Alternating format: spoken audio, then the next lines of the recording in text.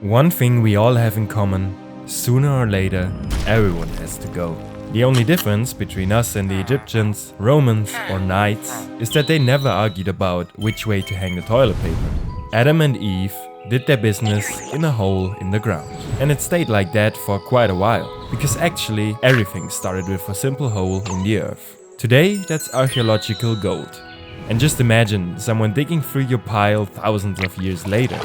It only got a bit more creative with the Indians and Sumerians. They sat next to each other and poured water after. The rich Egyptians, on the other hand, fired into a container made of sandstone. The poor ones were left with just a wooden chair. In China, whatever had to go out went straight to the pigs, who then ate it, and whose manure was used as fertilizer again. But with the Romans, things got really interesting. They created a whole new culture around going to the toilet. If you were a home pooper, you just screwed up. Floor heating, mosaic walls, that was the thing. And that's also where the phrase doing business comes from. Because this here didn't exist with the Romans. You had up to 60 other people next to you, and gossip was part of the deal. Tell me, Copernicus, does your wife always ask you how often you think about the Roman Empire? Ha ha! My wife asked me if I'd still love her if she were a worm. It all got flushed away by the Roman aqueducts. Because of the longer sittings, there were sometimes rat infestations and fires caused by the gases produced. And with the fall of Rome, the toilet culture disappeared completely. That's why people went back to something many of you know, the pot. But with custom skins and designs. And that was then emptied out the window. In the Middle Ages they used the gravity. And sometimes a poop or two would float around in the castle moat in circles. And only in the year 1500 did the first cities like Munich pass laws to remove their own crap from the streets. But probably the most bizarre incident of the Middle Ages was the Erfurt latrine incident. King Heinrich was on his way to Poland but stopped to rest in Erfurt. During that time, two landgraves got into an intense fight. The good king just wanted to settle the dispute, but suddenly the whole building collapsed. And people fell one after another into the cesspool below. A few nobles could be saved, but most suffocated in the town's waste. Monster kill! Then, one day, there was this John Harrington, known in the 16th century for his political poems. And his mission was to build a flushing toilet for the Queen. And there it was. But the Queen didn't want any part of it. So people just went back to the thunder beam. At least that way they had fertilized fields. And since the 7th century, that's symbolized by the Kagana.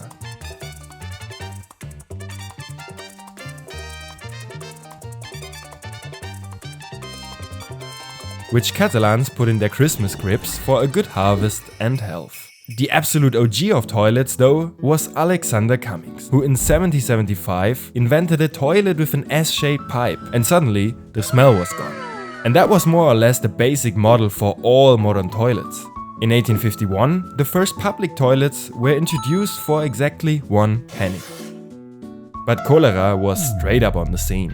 And of course, toilets were also needed in vehicles. If you drop an egg on a plane, a Dyson V3983 sucks it away like nothing. And at the exact same place, it became a thing, perfectly at a height of 1,800 meters, sticking tongues down each other's throats. Ladies and gentlemen, please be reminded that for safety and privacy reasons, lavatories are to be used by one person at a time. Thank you for your cooperation. The Mile High Club.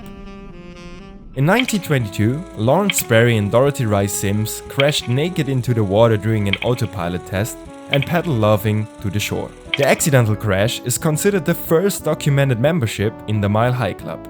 The first German train ran only 6 kilometers, no need for a toilet yet.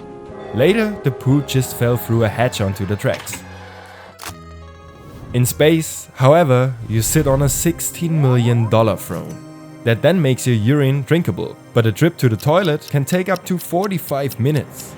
On May 23, 1969, Commander Stafford suddenly shouted, Give me a napkin quick, there's a turd floating through the air. In zero gravity, a fragmented poo bag came loose and drifted freely inside of the commando module. 9 minutes later, the crew stumbled over a second bag and laughed hysterically, while no one wanted to take responsibility. And even though going to the toilet on ships is a challenge, the old drop toilets at the bow were life-threatening. In submarines, however, you could only use the toilet when surfacing because of the water pressure at depth. In spring 1945, a wrongly set valve flooded a German submarine with seawater and sewage. This released deadly chlorine gas. The crew fought in vain against leaks and poisonous clouds before they had to panic surface, only to come under British fire and have their own submarine sunk in the harbor. These metal cabins on ships laid the foundation for portable toilets.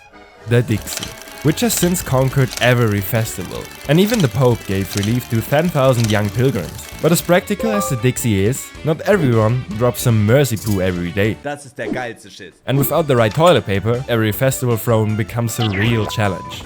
Because before there were rolls and sheets, cultures used grass, moss, newspapers, or with the Romans, even sponges on a stick, which were dipped in vinegar, reused multiple times and shared with others.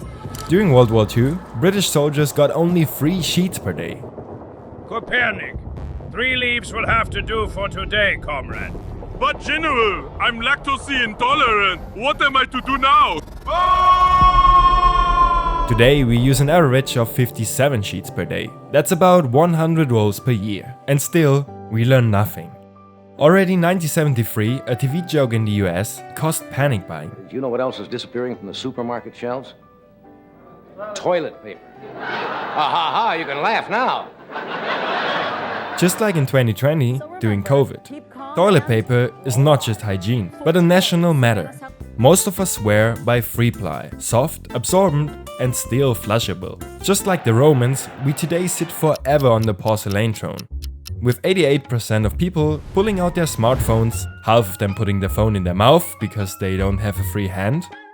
Others fill their bath tube with Orbeez, flush it down the toilet and clog the sewage system. And a small part of the toilet reading consists of dating apps and porn. Some vibe to Taylor Swift, others Tyler the Creator, and our daily toilet visit has become a cultural again. But more private and personal. Using her own poo as a face mask. Now, the whole point of shit is that the food goes into your body. Your body extracts all of the good from that food because it needs all the good to function, and it expels the waste. If it weren't for the phobia and fear of uninvited visitors. Look, what's stranger than finding it in the shitter? In Australia's drought, snakes crawled into toilets searching for water. Can you imagine waking up early in the morning, sitting on the toilet, and then this popping up between your legs? And in metropoles like New York, rats lurk in the underground.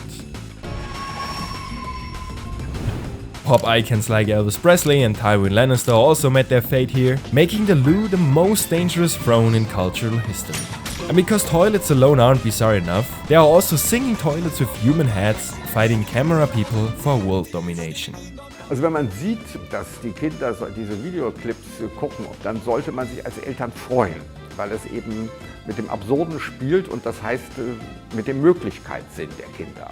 Toilets today come in all kinds of varieties. In Asia, the classic squat toilet dominates, where you crouch down. In North America and Northern Europe, people sit comfortably on the standard seated toilet instead. In Japan, high-tech toilets with heated seats, bidet functions and built-in scent, masking lead the rankings. And van life influencers praise compact composting toilets as a sustainable solution for camping. And in Amsterdam, the Uranus silently glides out of the floor, reinventing urban peeing.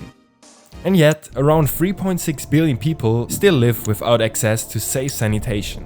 And while billions wait for a toilet, just a few hundred kilometers away, North Korea's leader travels with his own mobile toilet in convoy, a luxury emergency solution, to keep noisy spies away. Kim Jong-un refuses to use public restrooms even during state visits, preferring to relax on his personal holy throne. And while we sit on high-tech toilets today, scrolling through our smartphones, we should realize that shame around the toilet is not innate, it's learned. Children don't know it until we teach them. Do you look at your poo when you go to the bathroom? Because depending on what you see in that toilet bowl can tell us so much about your digestion. In other cultures, using the toilet was a social act, not a taboo. So maybe it's time to rethink our relationship with the toilet, less embarrassment, more humanity. Because in the end, one thing connects us all. Whether Trump, Cristiano Ronaldo, Lady Gaga, even the king stinks when he shits.